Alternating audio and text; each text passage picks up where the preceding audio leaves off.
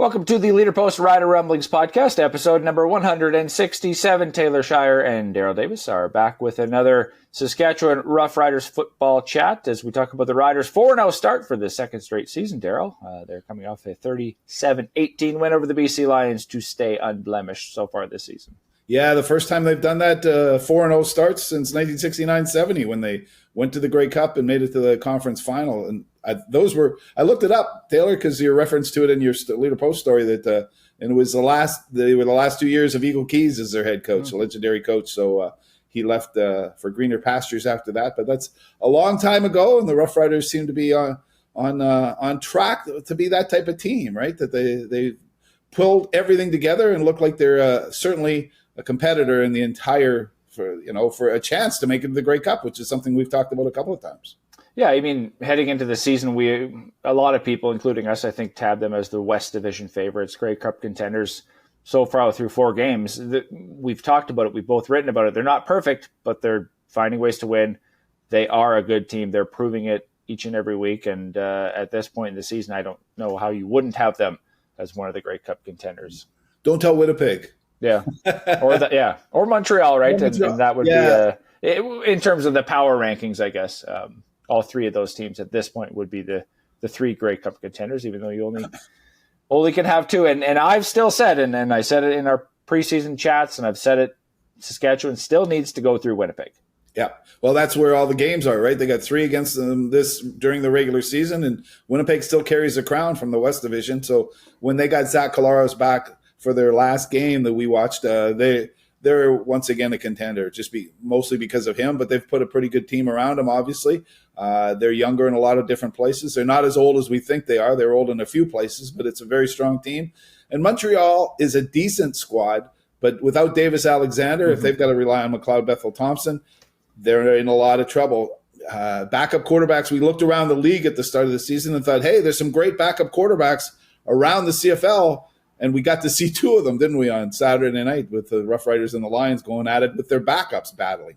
Yeah, and I'm going to – I think I did say there's some great backup quarterbacks. I'm going to change that to there's some experienced backup quarterbacks in this league. Bethel Thompson, didn't look great in Montreal. He had to start. Masoli didn't look great. Jake Mayer I would say he did his job He did his job and what he needed to do to win the game. He got a lot of help from his running back, a lot of help from his defense, only threw for 170 yards in the win. But again, no interceptions. Protected the football and did his job.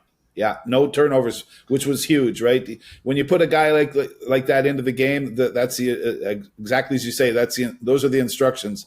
Don't lose the game, basically, right? Just control it well enough. And he wasn't outstanding. Everybody was wondering, why didn't he see those open receivers? Well, maybe they weren't exactly open to him, and he was making sure that he didn't throw away the football, give it to the other team. So in that regard, he was okay. He wasn't stellar, but as a replacement for Trevor Harris, not bad. He also hadn't thrown a pass in a regular season game since last year and even in a game itself since the preseason. So we always, give some leniency to quarterbacks in week 1. Well, this was Jake Mayer's, first start and think about, how long the last time he threw a pass was. So again, protected the football, found Joe Robustelli for a big gain, although the pass seemed to be a little bit off. And then one of the daggers of the game was that touchdown pass to Del Duncan Busby, which he floated up, almost perfectly for the receiver to make his first touchdown grab and leap into the end zone. So he made the throws when he needed to, and again, protected the football and didn't give it away, unlike Masoli, who had 3 picks. Oh, Mazzoli was horrible. He was throwing the ball away when he shouldn't have been and trying to make things happen. What's the old saying? Trying to make wine out of water, and he didn't quite often. You talked about that pass to Del Duncan Busby, a great throw by Jake Mayer, who we know is a pretty deep. He likes to throw deep. He likes to throw, and he's pretty accurate with it. So they tried it a couple of times. He did kind of twist Robustelli around on that sideline pattern. If he had thrown ahead of him, it might have been a touchdown, right? So there were a couple of flaws in his game. I'm not going to point him out as the winner or the loser. He just did what he was supposed to do and made sure, as you said, A.J. Ouellette, great game as the Riders running back. The defense made some great plays, and that pick 6 by Devon Campbell just before halftime was, to me, the turning point, because the Riders not only went ahead there, but they came out and took that 7.5-minute drive with 10 plays, 69 yards, with Ouellette's touchdown capping it. And that was where the game was decided. So you're right. They needed to rely on AJ Ouellette offensively, and they needed a couple plays from their defense to make sure that they could score some points or at least give themselves some chances to score. And how about Brett Lothar too, right? 5 for 5 in the field goal department and made both convert attempts that he tried. So maybe he's shaking off those doldrums too. So a lot of good things, a pretty well-balanced victory by the Rough Riders. Yeah, I think, and I wrote about it after the game, but AJ Ouellette's performance, 139 yards and 23 carries. Those are both career highs. Best ever, hey? That's both his best highs. Ever. Yeah. In his a couple of years ago when he had that 1,000-yard season in Toronto, he only had one game of over 100 yards. Oh. But he played a full season, right? And that's the biggest thing is availability, playing a full season. We can know what he does. He's never gotten – he got 20 carries one time last year. Has never been over 21, I guess, until Saturday night when he had 23 carries. And part of that, too, was Thomas Bertrand-Hudon got hurt in the game, so AJ had to step in and continue to carry the load. So that obviously padded his totals a little bit. I think Bertrand-Hudon would have got a lot of those reps late in the game had he been available, but he wasn't. But to me, AJ took a whole bunch of pressure off Jake Maier. Didn't force Jake to have to make all these throws and gain all these first downs because AJ and the ground game were doing it, making his job a whole lot easier. The defense obviously helped it with that. Yeah, well, let's planned exceptionally well. You're right. We've talked a lot about his body shape, that he's lost weight. What he told me at training camp is really ringing true. He said last year he could make that first cut, but he couldn't make the second cut. And we see him now being able to weave his way downfield a little bit because he's not quite as heavy as he was. He's still a power runner, and still fast. But that second cut is what's really making him into a good runner. So I guess he knew what he was talking about. You mentioned that Thomas Bertrand-Hudon, that would be a loss for the Riders to lose their Canadian running back or their backup because he's really filled in well for them. But they not only did they lose him, they also ran Tommy Stevens quite a bit late at the end, the short yardage quarterback, and used AJ Ouellette as his lead blocker a lot of times. It looked funny. They were obviously just trying to run out the clock. It worked, and Tommy Stevens is such a force. But it was kind of interesting to say, "Here, Tommy, you just go in and take the ball and follow that number 45 guy and see where he goes." Right? It was funny. He came in as the closer, and he handled his job. And I wrote about this in the 10 Thoughts article.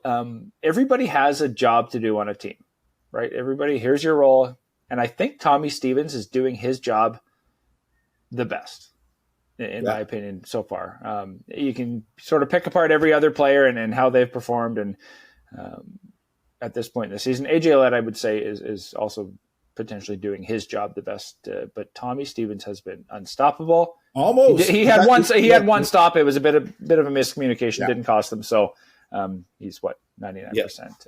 And he seems to be happy doing it, right? Yeah. He understands that's his role. It was interesting on the depth chart on Saturday night, Taylor, that Jack Cohn, who stepped in, the second-year quarterback, was listed as the backup. So if Jake Maier had have gone down, it looks like they would have put Jack Cohn in as the second quarterback, which is unusual. I guess Tommy Stevens, they figure, is limited, that he has his little package, mostly running plays, but that they would put Jack Cohn as the backup. And I thought that was interesting. It didn't come to that because Jake Maier was healthy for the entire game, but would they put Jack Cohn in if Maier got hurt? I don't see any problem with putting Tommy Stevens in and running like a triple option or something, but it seems like they would use Jack Cohn, who's got more of the offense at his disposal. Mm-hmm. Yeah, and moving forward, heading into next week, they're obviously in a bye week right now, but Trevor Harris sounds like he's going to be available in 2 weeks after the bye week when the Riders host the Calgary Stampeders. So Jack Cohn might be back on the injured list, I guess, as a healthy scratch, and Trevor sounds like he will be back from his concussion. Yeah, they'd like to have him back, right? Interesting. You say concussion, I say concussion, but when we listen carefully to Corey Mace talking about he's got. Well, I think of course it was because they're talking about protocol, right? So they mentioned protocol over and over last week when we were at practices and interviews and listening all the time. They never said the word concussion, which was kind of interesting to me. Not that I heard, maybe. I asked if he had a concussion, and he said yes. Oh, okay. All right. But then again, I think nowadays concussion-related symptoms might be the better way to say it. Yeah. Because he did experience concussion-related symptoms following the game, not during the game, but after the game, which then put him into protocol, which then he didn't clear in time it sounds like he cleared everything, but then didn't have enough days of clearance following your last symptom, if that makes sense. So there's like a 5-day window, right, where you have to go through the protocol. You can return to light activity, and then once you clear X hurdle, Y hurdle, Z hurdle, you need to still space those days out to make sure there's no concussion-related symptoms returning. So you have to give that window. And that's what it sounds like. The timeline didn't match up. If they maybe played on Sunday, he would have had a chance to play, type of thing. But Saturday at 5:00 just didn't give enough time. Okay, which is an interesting protocol, but it also begs a question. He got hit pretty early in that last game against Toronto, right? So, and said after the game that he was woozy, and it seems like that might have been the hit. I'm not sure, but obviously he wasn't feeling well during the game. How did the spotter let him get through that? That's the question that I'd like to know, and then put him into the protocol afterwards. So something went amiss there, Taylor. And I think the fact that they checked it out afterwards, good for them. But should he have played? Probably not, right? Well, yeah, I think spotters get a lot of, like, anytime you take a guy out when he's not showing symptoms and he just takes a big hit, I think it's sort of the opposite. We're like, I'm fine. I just took a big hit. I'm fine. And Trevor, to me, didn't show any signs of having a concussion or taking a big hit. He sort of got right back up, and they always look for, like, if he's grabbing his head, if he's shaking his head, things like that. So I think that's what the spotter looked, and they said in that instance, a guy took a big hit. Let's watch him. He looks fine. Got up, didn't stay down, didn't grab his head, didn't shake his head. We're going to let him stay in the game. So on the flip side, you don't want to take out a player every time he takes a big hit. I think we saw that early when they sort of brought in this spotter where they would just pull these guys after they got hit in the helmet. And quarterbacks. I remember Zach Caleros came out in one game. He's like, "What are you doing? I'm fine." And he went to the sideline, pouted for 3 plays, and got right back in. And this was a couple of years ago when they first introduced the spotters. And so if that happened to Trevor and he didn't show any signs, I imagine he would get up and he would say, "No, I'm fine. Let me stay in." And then we know that concussion symptoms can happen after the game and later on. So it doesn't always have to happen right then, but it'll be interesting to hear from Trevor when they do return to the bye, if he felt something at that time and when he made the decision or who made the decision to go into the protocol and when he first felt the symptoms. Yeah, that's what I'd like to know too. You're right, because you wonder how a guy can get through all of that and then have concussion symptoms afterwards. So anyway, it's not a perfect system. It's safer than it was before, and hopefully he's healing and he's back to business. I know that he's a tough guy and wants to play again. So, we've talked a lot about the offense and how well they've played, but how about those hits? Marcus Sayles, the hit on Butler on the BC Lions quarterback or running back, what a great hit! The pick six by or not pick six, but the interception by Roland Milligan, and one by Antoine Brooks, his first one as a CFL player, and the huge turning point pick by Tavon Campbell, who. Great addition to this football team, right? The Canadian who can play that spot came back to basically his second hometown of Regina and took a little bit of, he'll admit that, I think, that took a little bit of adjusting because he'd been in the NFL, but he's gotten his angles back, hasn't he, in terms of how big the field is, where he's got to play and how much coverage. And he's even baiting players with his speed a little bit now. And when he picked that ball off, you knew he's gone, right? Nobody's going to catch Tavon Campbell. So how about some great credit to that defense for turning the game around, actually giving control of the game to the Roughriders? Yeah, it was kind of a ho-hum game up until that point. The Lions were looking like they were going to take the lead at halftime or right around halftime. And Tavon Campbell picked off Masoli. And I asked him after the game, because if you watch the play closely, his eyes are on Masoli the whole time. And he actually makes a move upfield because he thinks Masoli is going to throw it over the top in that zone defense. And then right when Masoli threw it, Tavon says he switched his feet, ran and undercut, I believe it was Keon Hatcher, and had his eyes in the ball the whole time. So he actually he didn't read the play necessarily. He reacted to the throw. And oftentimes when you see that pick on the wide side of the field, you see a defense or a defending player almost read it and react before the quarterback's going to throw. But he said, I reacted to the throw and obviously found a bunch of open field. And one of the interesting things that he told me last week, leading up to the game, was his patience has been tested in terms of how he defends. In the NFL, He said you have to be sticky, you have to be right on your receiver. And now there's a little bit more freedom in the CFL. The field's a little bit bigger. He's got that makeup speed. So he said he's been working on his patience in terms of not being in the hip pocket of every receiver. Because there's been a couple pass interference penalties where he took earlier in the year, and I think that was part of it, where he was trying to be so sticky on his receiver. And there was a couple, I think they were both accidental pass interference, and that's when your feet sort of get tangled up with the other, or you accidentally on purpose knock them down. But he hasn't had any of those penalties in the last 2 games, and he's got interceptions in back-to-back games. So I think that's just, again, more adjustment and learning that he can play off of a guy a little bit more, and then especially in his own defense, and then make up ground once that ball's thrown. Yeah, secondary's done a pretty good job of staying penalty-free lately too. However, that wasn't, after 18 penalties for 178 yards against Toronto. Now on Saturday, 10 penalties for 136. Corey Mason, head coach, is going a little bonkers about that, isn't he?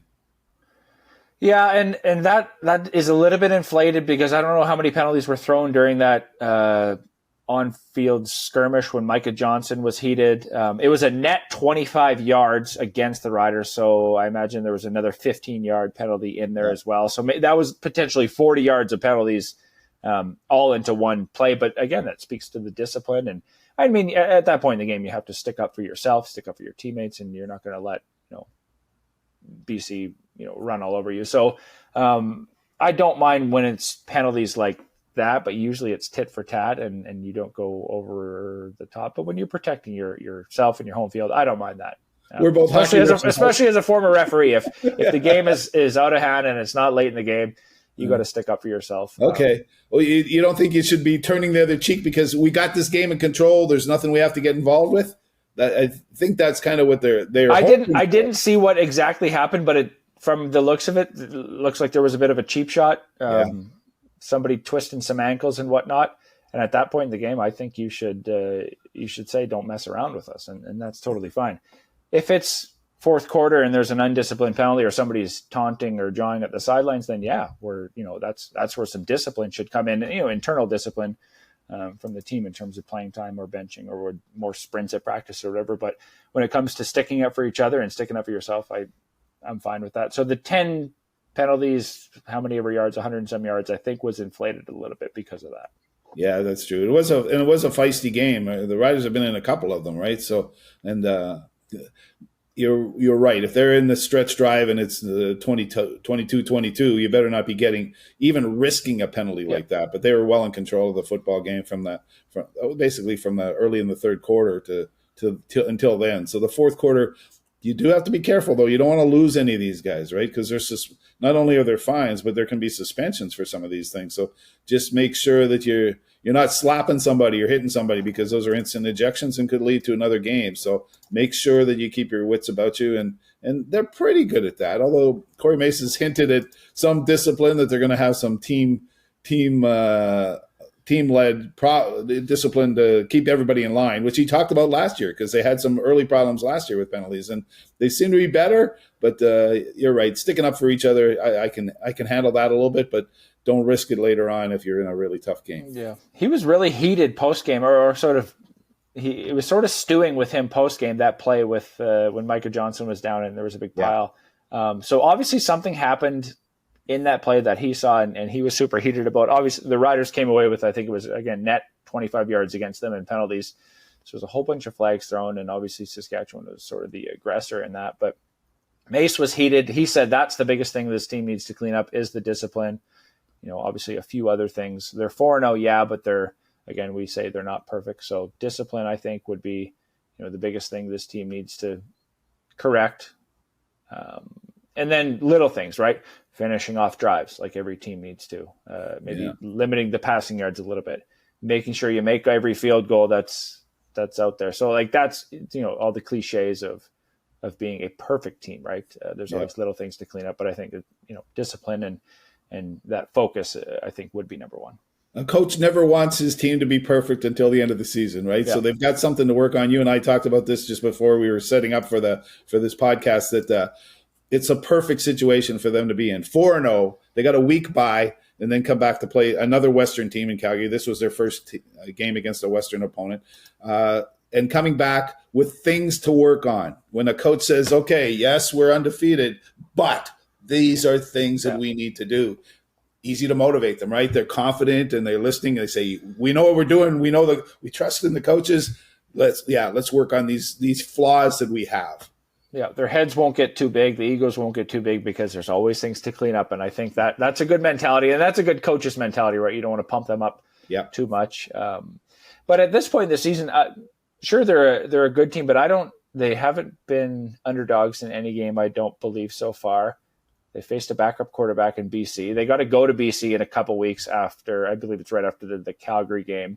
If Nathan Rourke is back playing at home, how different are the BC Lions? Still think Saskatchewan can handle them. Then they have to go to Montreal early August. That to me will be, if Davis Alexander is back, that to me will be one of the measuring stick games we talk about. Are the Riders able to win on the road in Montreal? They've always had a tough time playing there. How good is this team? And then that sort of sets up the Labor Day Banjo Bowl rematch nearly a month later, end of August, early September. And those 3 games, they play Edmonton and a few other teams in that stretch. But I think when they face, we've talked about Montreal, Winnipeg, when they face those teams, that to me is the measuring stick at this point. Yeah, the true test of the team. You're right. The teams they've played haven't been really like the only team that had a win. That every other team they had played had not won a game. BC had only won 1 game when they got to play them. So the Roughriders, you're right, haven't been playing against the cream of the crop, and had been playing down to the level of their opponents until the BC Lions game, until playing BC at home on Saturday. That's when they rose above their opponent, I thought, Taylor, and that's a good point that they have shown now that they're worthy of competing against everybody, I think, in the league. And the Montreal, Winnipeg games are going to be the big ones, and we'll see how they do when they come later in the season when the playoff sprint starts showing up. Yeah, looking forward to it. All right, Darrell, well, thanks for the chat. Enjoy the bye week, and we will be back at it the following week as the Riders get set to host the Stampeders. All right, Taylor, good to see you.